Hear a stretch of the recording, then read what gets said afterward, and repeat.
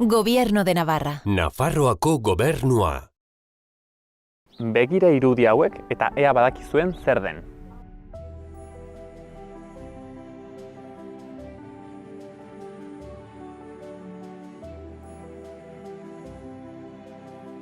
Zer da permafrosta?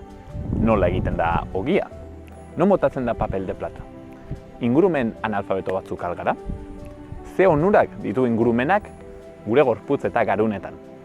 Gaur oiora etorri gara ingurumen hezkuntzaz solasteko.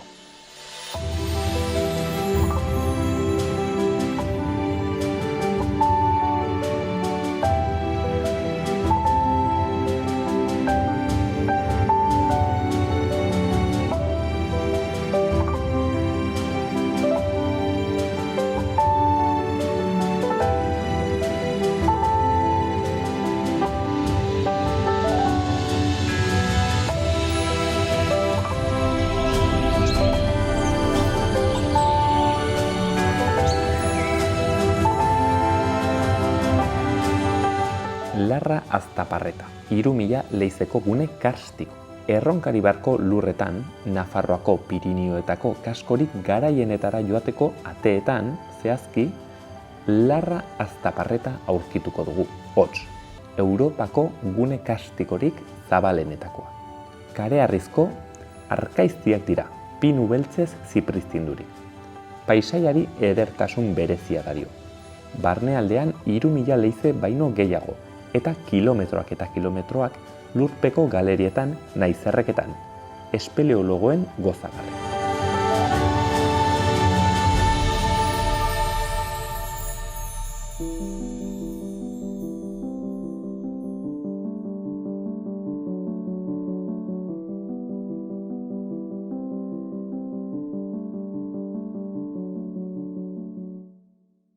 Bueno, eta gaur ingurumen hezkuntza solasteko etorri gara, gure sustraiak baserri eskolara, hor dago Gorka gure esperoan. Kaixo Gorka, egunon? Egunon, ongi etorriak.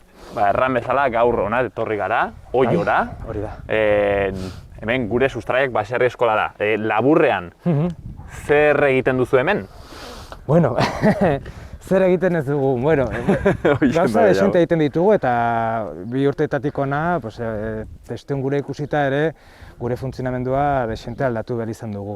Bueno, guk duela 20 urte hasi ginen ostalaritzaren munduan, baina baserri eskola bat egiteko idei garbiarekin. Eta halaxe urte gutxitara baserri eskola txiki bat egin zen, lankideek egin zuten horrerian bertan, eta hasi ziren eskola taldeekin kanpaldiak eta txangoa garatzen. Hortik bide polit bat hasi zen, eta egun pandemia iritsi baino lehen, 4.000 bat ikasle pasatzen ziren gure instalazioetatik urtera. Eta guzti hau gainera, bizket ingurumenaren buelta honetan, ez? Bai, bere garaian gainera erakunde honi, elkarte honi izena jartzerako momentuan gure sustraiak, alegia, hori argi eta garbi zuten, ez? Honekin hasi ziren profesionalak, pixka berreskuratu nahi zituzten gure aitonamonen naturarekin egiteko eta erlazionatzeko modua, ez? Ikusten zutelako egun ditugun ereduak aintzat hartuta sostengagarriagoa zela, ez? Pixkat orekatuagoa, harmonia gehiago zegoen, eta hori zen pixkat helburu nagusia, ez? Berreskuratzea eta erakustea baserriko bizitza, baserritarrek egiten zuten lana, papera, eta batez ere zein garrantzitsuak diren gure zelaia, gure basoa, gure baserriak. Eta gure ingurunerekin dugun harreman hori. Hain zuzen, nonbaitetik hasteko gaur ingurumen hezkuntzaz solastea genuen helburu. Lehenik solastuko gara hezkuntza konbentzionalaz, ez? Zure ustez, Gorka, hezkuntza konbentzionalak ingurumenari dagokionez karentziak ditu, horko kurrikulumean eta ez da jorratzen agian gehiegi gai hau, ez dakit, nola ikusten duzu, zentzu horretan?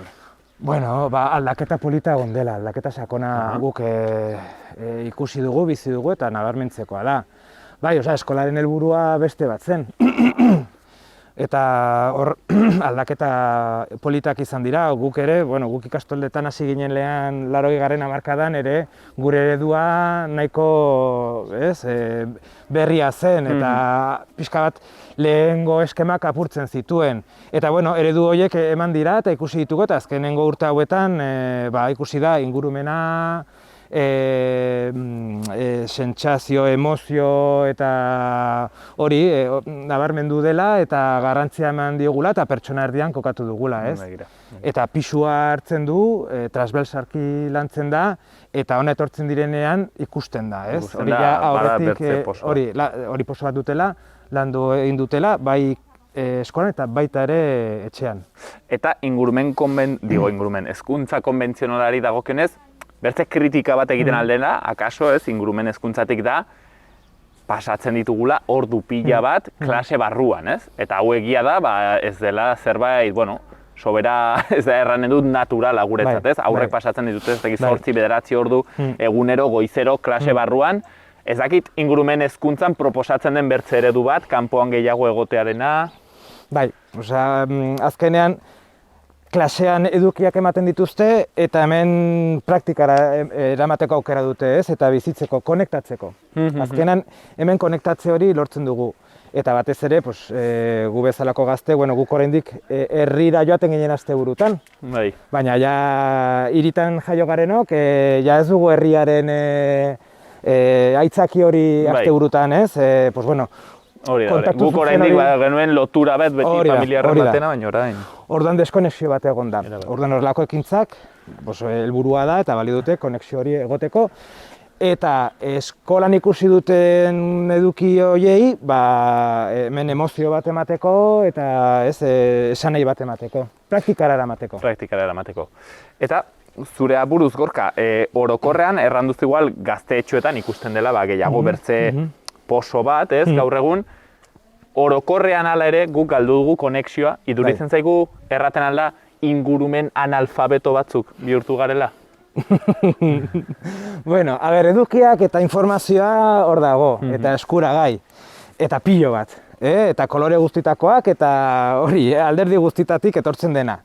Kontua da, gero hori nola hartzen dugun, ze garrantzia ematen diogun, eta nola konektatu gure bizitzeko moduarekin. Orduan berriz ere, konektatu behar da. Konektatu behar da eta ikusitakoa praktikara eraman eta gure egunerokoan barneratu. Eta konexio horretan, Gorka, zuk aipatu duzu, oraiko gazteak igual, ez dakit konexio aldetik, baina bai eduki aldetik badute bertze ezagutza bat igual ingurumen kontuetan. Hala ere, niri iduritzen zait haunitzetan karentzia handi bat dagoela helduetan hain zuzen ere, ez? Eta beti solasten garenean ingurumen hezkuntzaz, pentsatzen dugu aurrak direla, ezi behar direnak, eta baina, karo, ze gertatzen da helduekin, zeren helduak ere dira, hemen, krisi ekologikoaren erantzule nagusietako bat, ez? Orduan, ez dakit, zuri iduritzen zaizu, helduetan ere funtzionatzen alduela ingurumen hezkuntzak badela hor zer egin? Nik haunditzetan bagetu Gorka entzuten dut. Hori, aldaketa klimatikoaren eta egia da, larria dela, baina hori ja en otra vida, ez? Beste batek egin. Hala da. Ja, aitzaki horrekin, pixka bat motxilarik entzen genuen, ja ez da gure zeregina, baina hori ja ez du balio, eta ja 10 azkenen urte hauetan guk somatu ditugu aldaketa klimatiko horren ondorioak. Txikitan elur pilo bat egiten zuen eta apenas ez dugu egun elurra ikusten. Hori adibide tonto bat da. Baina eske gu ja gure eskuetan eta gure gorputzan nabaritzen ditugu egoeraren ondorioak. Jende helduok badugu zeregina eta gainera oso garrantzitsua, txikitxoekin, gaztetxoekin, habitoak eta ohiturak landu ditzazkegu eta ja mezu bat jorratzen hasi. Baina egun, heldu garenok, gure eskutan gauza asko ditugu egoera horri aurre egiteko, eta ez bakarrik birziklatu, berrerabili, berreskuratu eta eduki, energia kudeatzerako momentuan, non egiten ditu erosketak, nongo produktuak dira, ze bankuetara jotzen dut, ze enpresetara jotzen dut, zeren azkenean, bueno, hor daude enpresa eta mugimendu pilo bat, zerikusia dutenak, eta gauzak egitera gure egunerokoa garatzeko momentuan bide desberdinak daude, eta bide zehatz batzuk aukeratzen baldin baditugu, eragina zuzena du gure ingurunean. Gu bezalako enpresak daudelako, ez turismo alorrean edo ingurumen hezkuntza alorrean, baizik eta alor ekonomikoan, finantzetan, aseguruetan, iturginak, dendak, orduan gu gure esku baditugu baliabide asko horri aurre egiteko. Botoa ematerako momentuan. Eta helduak ere, beraz, iduritzen zaizkizu, moldeagarriago dire aurrak, gaztetxoak. Ez dakit hitz hori egokia den. Nik uste, askotan belaritik tira egin behar dugula, eta nire burua sartzen dut. Eta hori bergogorarazi, gure papera, eta gure seme-alabei utzi behar diegula mundu hobeago bat, eta guk ere disfrutatu aldezakegula mundu hobeago bat. Hau da, ez dago ezer bueltarik ez duena, oraindik gauzak gutxinez mantendu daitezke, eta frenoa jarri dezakegu, aldaketa horri aurre egiteko. Orduan, moldeagarriak, adinarekin esaten dute, geroz eta buru gogorragoa garela. Baina, adibideak praktikara eramanez, ona bisitak etortzen direnean, familiekin etortzen direnean, adibidez berenak erakusten, esate ala, egia da.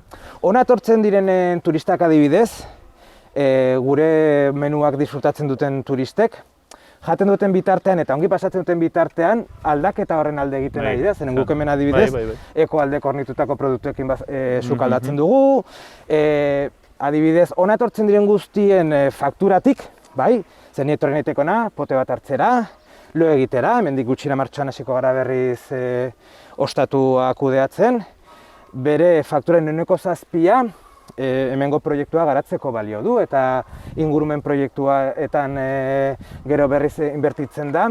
Orduan, esaiatzen gara ekonomia zirkular hori ere hemen bermatzen. Orduan, heldu garen hori esan behar diegu, behitu, hemen daukazu, adibidez, erraztu pixka bat bideak, eta esan, bide asko daude. Eta aprobetxatu haiek ere, badutela lehen aipatu dugun konexio hori akaso hurbilago eta zentzu komun bat ere gauza hauek ulertzeko. Gorka, aipatu dugu, leheno ez dakit kamaratik kanpo edo kamara barruan,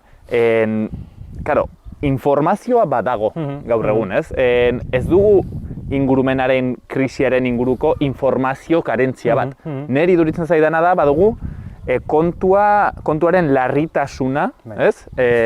Ulertzeko edo sentitzeko arazo bat, hori da, ez? Informazioa nahi badago, baina hori seriotasunez hartzea hori da bertze kontu bat. Zuri iduritzen zaizu, Gorka, ingurumen hezkuntzaren klabetako bat adibidez, sentimenduetara, emozioetara jotzea izan behar duela? Bizipenak eta esperientziak landu eta erraztu, guzti hori, ikasi dugun guzti hori, bakoitza bere gorputz propioan bizitzeko eta ikusteko, eta sentimentuei jo, azkenean empatia. Empatia da, beste pertsonekiko, inguruarekiko, eta konektatzea zen. Konektatzen dugunean, basora joaten garenean, eta momentu batez gure zentzu guztiak lantzen hasten garenean, hor konexio bat dago beste elementuekin. Inguruenan ditugun gauza askorekin normalean, mendira joaten garenean, basora joaten garenean, ikusten ez ditugun elementuekin, konexio hori dago. Eta konexio hori balio du gure barneko gauzekin ere konektatzeko. Orduan, ikusten dugu hori gauza asko eskaintzen dizkigutela elementu hauek, eta orduan pena merezi duela beraien alde zerbait egitea. Guk etortzen diren umeek, batez ere etortzen da ongi pasatzera, disfrutatzera. Eta hori pasatu eta gero, esate dugu, pena merezi du, ezta? Pena merezi du elementuak bermatzea eta gure ingurunea zaintzea, esperientzia hauek egunero disfrutatu ahal izateko. Eta, Gorka, hau agian ingurumen hezitzailea den bati egitea galdera pixket itxusia da, baina uste duzu ingurumen hezkuntzak ere badituela bere mugak, erran nahi dut, ez? Egia da, ikasi behar dugu hobeto birziklatzen, ikasi behar dugu gutxiagorekin bizitzen, kontsumo arduratsua egiten, eta barrez. Baina niri iduritzen zait hori dela ere momentu batean, ezagit, gehiegi eskatzea edo haunitz eskatzea hoiei, ez? Kontsumitzailei. Eta ezagit, badituen bere mugak edo ez, edo behar direre, bertze aldaketa batzuk, ez aldaketa politikoagoak eta... Bai, aldaketa politikoak guk ere serio hartzea eta guk ere aldatzeko prest egotea. Bai, eta ja bere orokortasunean hartu, ez? Ezin gara ja ingurumen hezkuntzarekin geratu, ingurumenarekin geratu, baizik eta kontutan hartu behar ditugu beste alderdiak, ekonomikoa, soziala, azkenan sostengagarritasunari buruz hitz egiten dugu, ez? Eta lehen aipatu ditudan adibide horiekin, ingurumena zaindu dezakegu, gure egunerokoan beste gauza desberdin batzuk egiten. Orduan kontua da hori, erraminta horiek baliabide horiek hartzea eta lanean hastea. Orduan ez dakit, gure aldetik baliabideak edo diskurtsoa eraginik ez duen, gero ere bestaldetik oso eroso bizi garen moduan, aldaketa sakonak egon dira gizarte honetan hasiera batean sentsiberagoa geunden mundu aldatu behar zela, nik orain dezakit zalantzan jartzen dut, orduan ez dakit, ez? Hor klik bat egin behar da, eta ez dakit noren esku dagoen klik hori ematea. Nik uste dut denek jarri behar dugula. Segurazki denek jarri beharko dute. Egin beharko dugula beste modu batez, 1000 bide aurkitu mezu horiek barnearazteko, eta gizartea ere, nola landu empatia hori, ez? Eta hain zuzen ere, Gorka, hemen, gure sustraieken, hortan ematen duzu pauso bat, laguntzen duzu bide horretan zuen enean. Hemen gaude gainera toki aski eder honetan, baduzu hemen aberendako ikuilua eta bar. Gorka, gure sustraiak baserri eskolan ze hezkuntza eredu proposatzen duzu, zein dire bere berezitasunak? Bale. Hemen batez ere, etortzen diren pertsonak protagonista izatea. Bai, bi ordu ziregunez, ez? Beraiek baserritarretan bihurtzea eta hori, zentzumen guztiak erabiltzea egiten duten momentuan, hori etekin gehiago ateratzeko. Usaiak, soinuak dena. Hori da. Guk batez ere lan egiten dugu emozioekin eta zentzumenekin. Orduan, multisensoriala planteatzen dugu gure jarduera. Gero ere, dibertigarria izan behar da. Hori zaila izaten dela ekologismoan, zeren beti gaude berri txarrekin, orduan. Hori da. Gainera, gai honi buruz hitz egiten dugunean eta gazteen gana zuzentzen garenean, eraben gana zuzentzen garenean, askotan bariduri, herri eta botatzen dugula eta ez, gure errua dela eta eman behar dizkiegu mezu baikorrak, ez? Egoera hau da, honakoa da, horrela ikusten dugu guk, horrela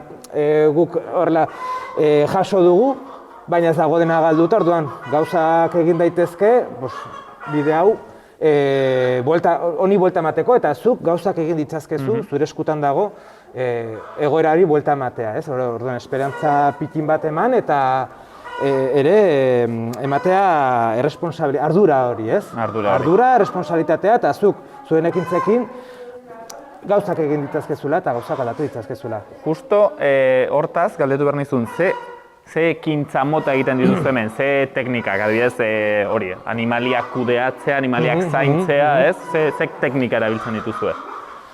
Kontaktu zuzena animaliekin, kontaktu zuzena lurrarekin, elementuekin, basoan barneratu, basora joan, basoan jolastu, izkutaketetan jolastu, bitxitoak bilatu, aztarnak bilatu, orduan detaile txikitxoei kasu egin, eta gauza guzti hauekin disfrutatu. Animaliekin, azkenean, kriston terapeuta onak dira, hemen adibidea. Adibide derra ezta. Orduan, terapeutoak dira 24 orduak. Bai? Etortzen diren eskola taldeekin lan egiten dute,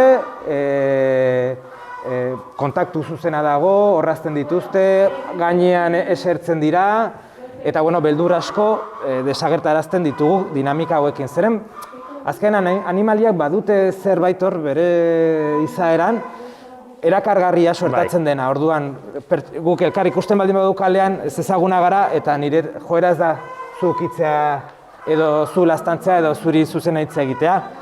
Baina animali baten aurrean kokatzen garenean joera hori dugu. Orduan, aprobetxatu behar dugu hor binkulo bat sortzeko. Eta animaliak lurra, baratza, gauzak lanatzerako momentuan, bideak izan daitezke beste 11 gauza lantzeko. bai? Pertsonalak, erlazionatzerako momentuan, konduktualak, matematika, biologia, historioa, multikulturaltasuna, aniztasuna, gauza pilo bat. Eskoz ere konkretuago, ez?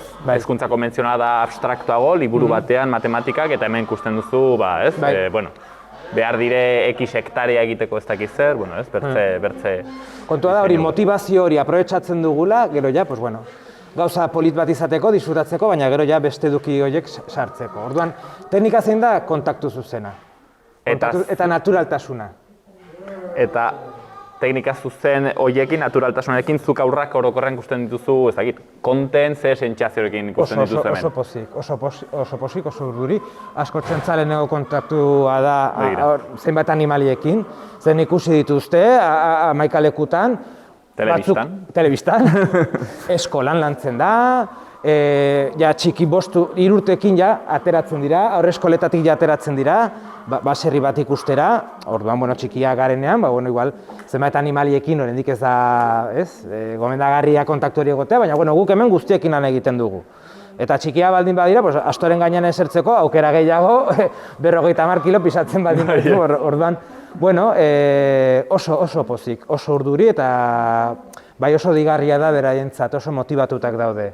Gorka, batek errango du, hori ongi dago hippien hezkuntza. Hau zer da, hippien hezkuntza edo etorkizuneko hezkuntza? Ostras, hippia esaten dugunan, zer edu datorkigun burura, hippiaren mugimendutik oso gauza politak eta interesgarriak hartu ditzazkegu, errespetua, maitasuna, ekitatea, ez dakit, lana da, beste modu batez planteatuta. Ez dakit, ni hippiaren historia hartu beharra, uste baditu beste referente batzuk, ezta? Zeren, hippiak edo pertsona mistiko hauek edo egun beste pedrada batekin ikusten ditugunak, azkenan beti eduki ditugu historian, lehen sorginak ziren, baserritarrak ziren, artzainak ziren, ez dakit, naturan beste gauza batzuk ikusten zituztenak. Eta bat egiten zuten, eta zerura begira asmatzen zuten hurrengo hilabetean egingo zuen guraldia. Eta landare honekin zerbait egin daitekela bazekiten. Gaur egun zientziarekin frogatu dugu hori nondik etortzen den eta ze arrazoi daude hortik, ezta? Orduan hippie hauek edo pertsona hauek kriston arrazoia zuten, orain badakigu zergatik eta hori dira gure referenteak. Orduan, ikustitu pixkat horrela pertsona mistikoak edo desberdinak, pedrada hori dutenak, baina beraien jakintza oso baliagarria da. Badago beraz hortik zer hartu, baina nire iduritzen zait, hemen seguraski etorkizunean hezkuntzak edango duela gehiago honetatik, ez zenez igual orain oso barneratuak ditugun gauze batzuetatik dela pasatzea 8 ordu igual matematikak ikasten. Gorka, honekin iritsi gara bukaerara, bakarrik egin nahi nizun galdera bat, esaldi batean, ea botatzen alduzun. Zure ustez zein den ingurumen hezkuntzarako, krisi ekologikoaz kontziente egiteko klabea? Zein da zure ustez klabea? Empatia. Hortxen, hitz batean, ez da gehiagorik behar, mila esker honitz Gorka, paseo honengatik, hemen gure sustraiak baserri eskola, Oion, eta, sarreratxo bat bakarri egin dugu, ingurumen hezkuntzaren gai horri, aski gai interesgarria, eta bertzerik gabe, hurrengo arte.